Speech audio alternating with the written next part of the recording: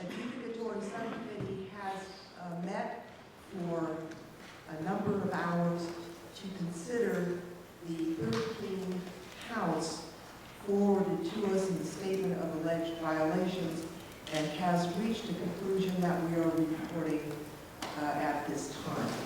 Count 1, conduct in violation of the Solicitation of Gifts Act, has been proved by clear and convincing evidence.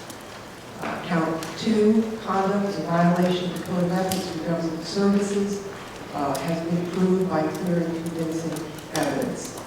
Count 3, conduct in violation of the House Ethics rule. The committee was unable to reach a conclusion by clear and convincing evidence and divided on a 4-4 vote.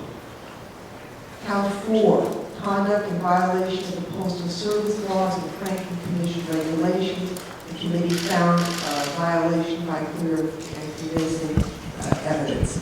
Count 5, conduct in violation of the franking statute. The committee found that that conduct was completely covered by the conviction in count 4, and the interpretation of the statute was more properly before the executive and judicial branches.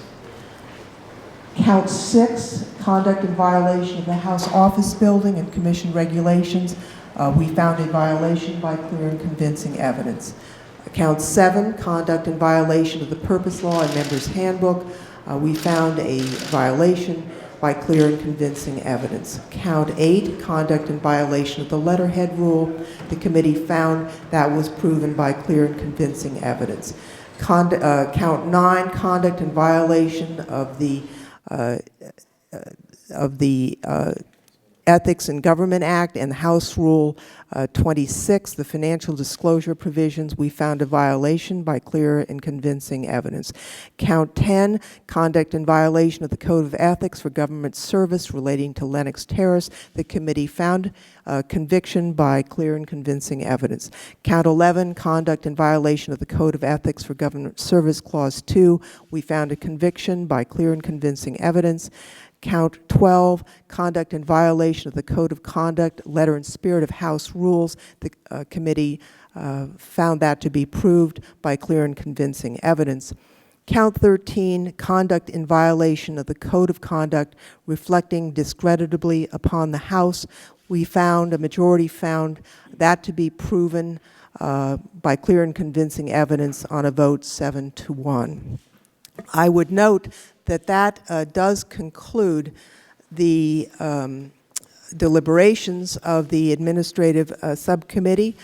I would note that our deliberations are covered by Rule 7 of the Committee on Standards of Official Conduct, which prohibit discussion of our deliberations publicly and require us to keep the confidentiality of our session. I would ask members of the public to respect our obligations relative to the rules. Before asking the ranking member if he would like to make a brief comment, I would just like to conclude by saying that none of the members of this committee are volunteers. This has been a difficult assignment, time-consuming, and we have approached our duties diligently, and that includes every member of this subcommittee. We have tried to act with fairness, led only by the facts and the law, and I believe that we have accomplished that mission. And I do give thanks to each of the members who have worked so hard to do the right thing, as well as the staff who have worked extraordinarily hard and many, many hours to present this case to us. With that, I'd like to turn to the ranking member, Mr. McCall, for any brief comments he may have. And thank you, Madam Chair. Just let me say first that, as you mentioned, no one asked for this assignment.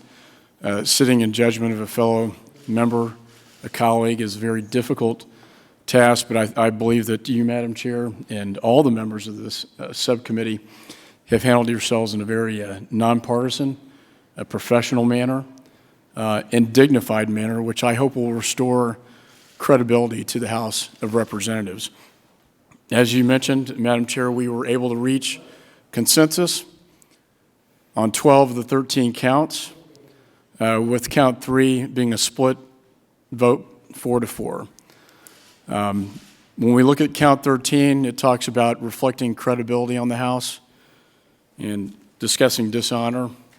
I'm hopeful as we move forward with this matter into the next phase that at the end of the day, we will be able to begin an era of transparency and accountability, a new era of ethics that will restore the credibility of this House, the People's House. And with that, I yield back. Thank you. The gentleman yields back, and I would note, just technically, it was 11 of 13 because we rolled 5 into 4. I would just like to note the next procedures. We will be meeting briefly just to approve the brief report that goes to the full committee.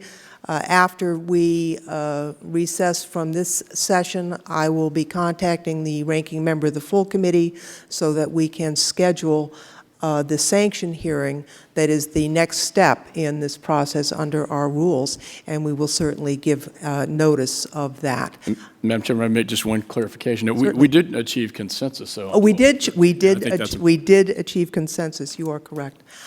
With that, we will recess to the closed session this afternoon to briefly go through the language, and thanks to all of you.